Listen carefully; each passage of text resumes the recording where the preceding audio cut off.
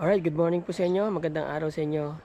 Ito po yung for sale na bahay dito sa San Marcelino, Zambales.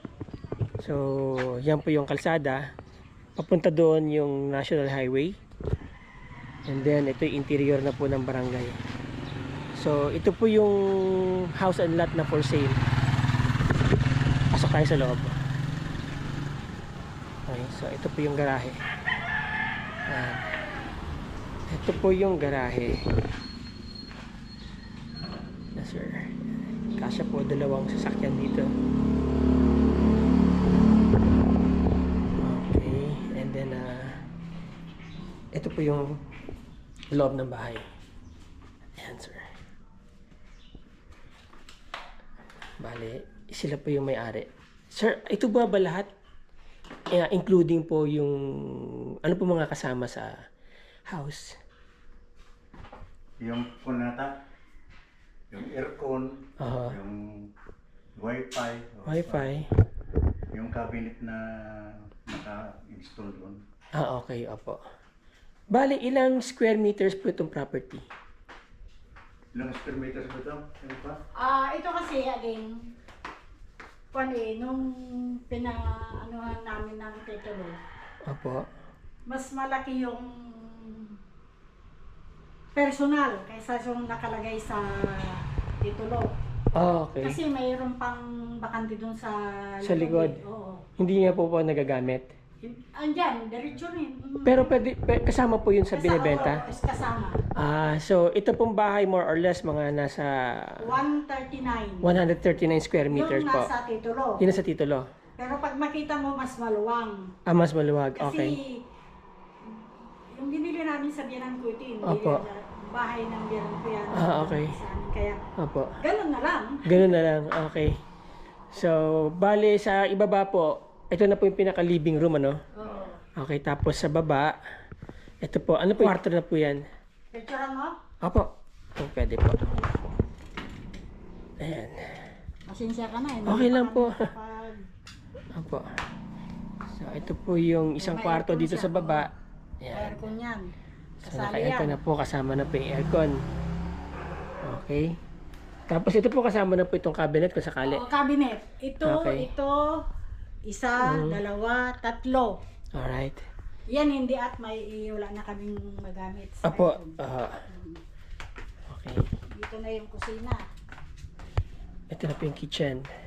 Ito yung may iwan pa na. Okay. Ito po. May iwan na itong cabinet. Oo, may iwan kayong cabinet. Apo.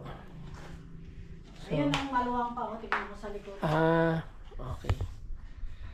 Tingnan ko po sa likod. Saan po ang exit nito? Dito. Dito po.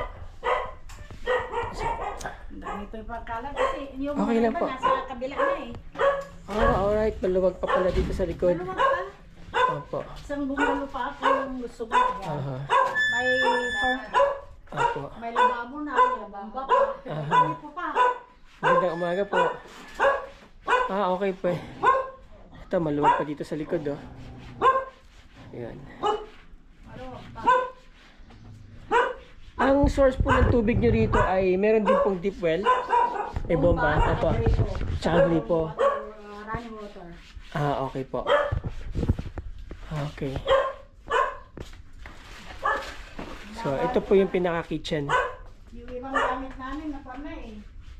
Nandun sa kabila. Nag-uumpisa na kami Maglipat. bahala na kung sino mauna. Ang bahay po na to, anong year po ito na-construct? After pinatubo. After pinatubo. So, more or less mga around 30 years na po. Ay, baka matibay po pagkakagawa. Talagang matibay kasi yung biyanan ko buhos lahat. Buhos lahat po ito? Oo. Okay. Lalo na dito sa sala. Mm-hmm. Pag lumilim doon, wala kang maramdaman. Oo. Alright. So, pwede po natin makita yung pwede. second floor. Okay. So, ito po ang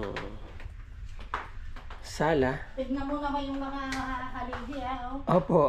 Oh. Maganda pati yung mga pagkakabida. Okay. Malalapad ang Opo.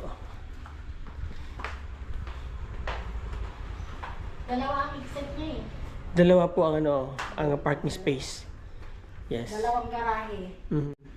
Fortuner dyan, saka yung kotse, dalawang motor, dalawang bike. Oh, maluwag po, opo. Very typical. So, ito po. Ang ganda naman po nito. Sino po ito? Si Eva yan. Boy. Shout out sa'yo! Si former Kapitana Minerva Birenejo. Renojo. Reno. Yan. Okay. Kaya pala talagang na-inlove si Boss Oyo eh. Ayan, no? So, dito po tayo. Akit po tayo sa taas. Ay, ito, seminara ito. Ah! Okay. Itong hagdan po nila ay Nara.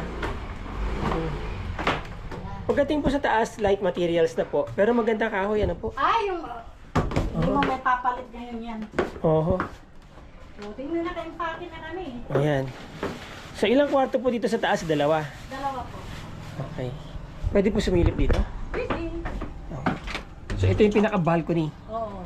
Yun, no? Pininturahan pa namin dyan ha, kasi Ah. ang pangit tignan. Kaya hanggang doon na pinturahan na din. Opo. Yan ang tiris ka mo. Ito po ang terrace. Ayan, oh. Yan na po yung kalsada. Yan doon, oh. Oo. So, ito po, simento po ito, no? Simento. Ito. Ah, okay. So, may access din po dito sa labas. Wala, pwede mo malagyan kung ano. Kung gusto ng makakabili, ano po. Pwede niya palang luwagan to. Pwede niyang isagad dito sa labas, ano? Oo. Opo, pati itong sa taas. Tignan mo naman, Oo. pininturahan pa lang. Oh. Buhos din po yan, di ba? Buhos lahat. Opo, buhos lahat. Ayan, oh. Tibay. Ayan. Oh, tignan mo yung hero, ah. Yero, yung mga sinauna Isa pa yan. Tigas ng yero nyo. Tibay ng yero. Oo. Mukhang aabot pa to na another 30 years. Hindi lang siguro. So ito po ay ang pinaka-walling po nito paikot ay buhos. Yung subdivision lang po sa loob ang light materials. Ano po? Tay, ang ganda. Papayas ko na sana ito noon. Oo. Nung kami napapayos niya, sabi ko, Gagawin wag ko na. kako itong extension ng kwarto ito kako Opo. sana kakamaluwag-luwag. Opo. May pinatigil naman niya. Ah, Eh, bibenta rin namin din. oo. Bahala. Ito yung malaking kanya. Okay. Oh. Oh, may aircon pa dito sa taas. May aircon pa. Oo. Very typical na talagang bahay ng Pilipino. Opo. So ito po, ito po yung extension ng bahay nyo, no?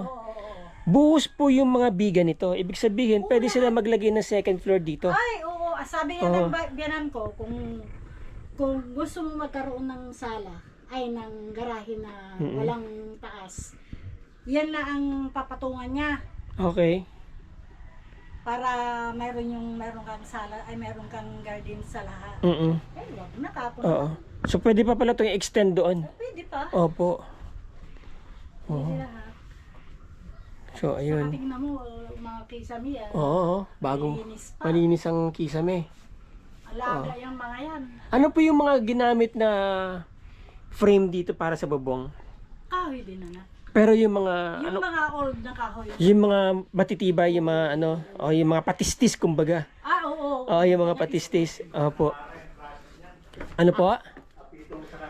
Apitong tsaka nara po yung yung mga ginamit na kahoy. Okay. So ayan. Hindi namin nararamdaman ang Lindol. lindol. Oh. Okay. Nararamdaman mo lang, nakita namin yung chandelier.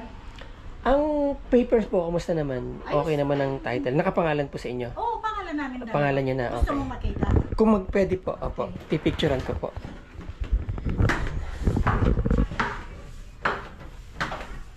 Oo, yan ang hulamin niya. So ito po yung title nila, sir. Ang sabi nila, yung CGT, sila na po yung sa CGT. Yung transfer po ay pag-usapan na lang. Ano po, at mura na rin na po yung bahay at lupa. 2 million po ang kanilang offer, ang kanilang asking price. Mga fixtures, ang dami pong maiiwan. Pati yung mga aircon, iwanan nyo na po, ano? Oo, saka yung ilaw. Tsaka yung mga, parang yan, mga ilaw na yan. Kasi pagkaalisin mo na yan, baka Masira, babasag lang, oo. lilinisin ko na lang. Okay. So, ito po, hindi kasama to, syempre. Ay, kung gusto niya ibenta ko na rin Ito yan. lang bahay, binil to out of fear na baka magkapinatubo uli, kaya tinibayan na nila ng gusto. Ayan. Kasi yung bahay namin nung nag-iba ng pinatubo. Oo.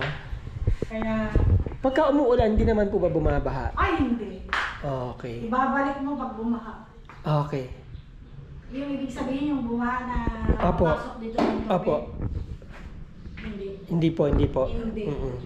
Mataas tong lugar nyo, no? Taas ang lugar namin. Oh, mataas. Alam mo, yung panganay ko, 68 nandito kami. 1968?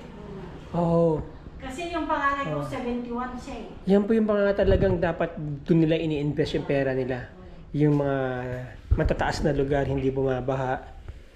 Okay, so Saka alam mo naman, tignan mo, Oo. safety siya. safe na safe, oh. Parang sa Manila. Yung mga apartment sa Manila. Para hindi pumasok ng malikabot, Opo. may cellophane. May cellophane pa. Alagang-alaga niyo talaga yung bahay niyo. Kumbaga sa gamit, pre-love. Oo. Alam mo naman pagka talagang tudo-tudo ng ulan, mga gilid-gilid, talagang, Oh, natural lang po yun. Oh, natural lang yun. alam mo Apo, naman. apo. Hindi maiwasan yan. Wag lang po yung bumaba hanggang dibdib. Hindi naman po. Kahit hanggang dito, hindi pa. Oo, talaga. Ano naman, oh. Oo. So, ayan, mga Lods, 2 million asking price nila, ma'am. Baka may magsabi na naman dyan, nag-overprice na naman ako. Hindi po. Yun po talaga ang kanilang presyo. Natural, bibigyan na lang po ako ni ma'am pagka naibenta ko po ito. Oo.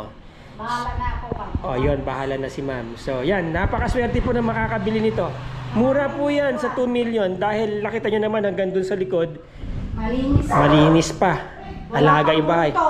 Wala pang tumirang patay. Oh, walang tumirang patay. Oh, Walang tama. multo. Oh, walang multo. Sa totoo lang Oo. talaga yung namin bibenta sana ito. Kaya Oo. tumanda na naman na kami. Oo. Kararating na niya, sabi ko, pumunta ka at may pupunta yung kaibigan ko yun. Titingin. Mm-mm. Nasa Rizal pa sana yan, Mm-mm. Mr. To. Apo. Nag-delay. Ano. Apo. Mamaya uuwi. Mamaya hapon pupunta na naman Doon na kayo titira pala. Doon na kami titira. Doon na kayo Andun titira. yung mga gamit namin. Andun na yung mga ibang yung gamit. Oo. Ang hirap pa maglipat, no? Ay, naku, ang daming lipat. Oo.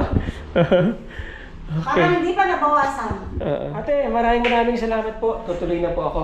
Ayan, si Ma'am Imelda. Imelda Reno. Renoho. Sa San Marcelino po ito, ang bahay na to.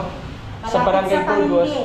Malapit po sa palengke, napakalapit sa palengke, napakalapit sa National Highway, 7-Eleven. Sa lahat ng commercial area, malapit po siya. Siyempre, maglakad siya. Oo. Maglakad. Sasakyan, sandali lang. Oo, kung may sasakyan, sandali lang po. Palabas po ng highway, 3 to 5 minutes, nasa highway na po kayo. Okay, maraming salamat po. Alright, yung bahay na for sale.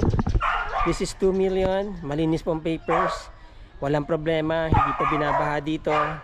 Alagang-alaga po yung bahay na yan. Matibay pong pagkakagawa.